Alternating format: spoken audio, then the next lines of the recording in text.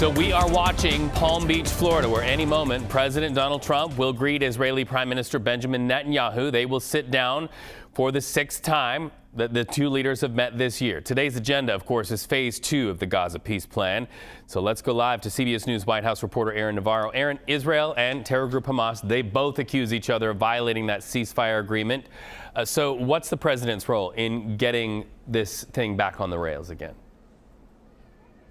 Yeah, this is a ceasefire agreement that has stalled in recent weeks, to put it lightly, since it was first agreed to in October. And President Trump's objective today is to convince Netanyahu to continue to move forward and accelerate moving to phase 2 of this ceasefire and get towards a post-war governance in Gaza. Israel seems to say they first want the body of the last Israeli hostage in Gaza, Ron Govelli, whose family is reportedly with and traveled with the Prime Minister of Israel to Florida today.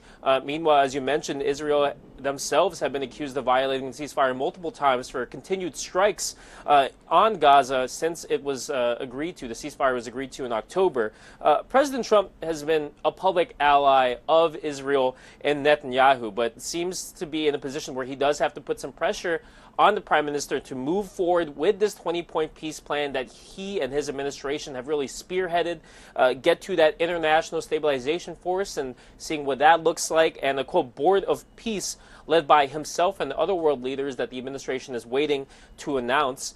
Getting Netanyahu on board with phase 2 soon and potentially sharpening its own stances against Hamas to disarm themselves seems to be the main objectives for President Trump ahead of this meeting this afternoon. What can you tell us about the involvement of the president's son-in-law, Jared Kushner, and also his special envoy, Steve Witkoff? As these negotiations continue, are they still as prominent? Yeah, as they have been a crucial, they played a crucial role in representing the U.S. and getting the ceasefire agreed to in the first place in October, as you referenced. But they've still been having these meetings with Middle Eastern leaders. In fact, they met about a week ago. Witkoff and Kushner met with senior officials from Qatar, Egypt, and Turkey to discuss phase 2 of this Gaza peace plan. These are countries that could serve as potential members of the International Stabilization Force, though they have not agreed to publicly yet. These two officials, Kushner and Witkoff, also met with Netanyahu and Secretary of State Marco Rubio today ahead of the president's meeting.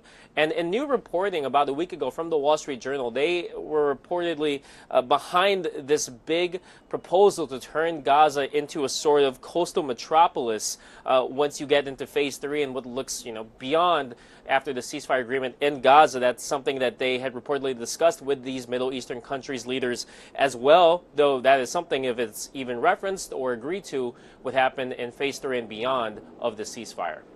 All right, Aaron Navarro, thank you so much for that live report as we await that face-to-face meeting at Mar-a-Lago in Florida. Thank you.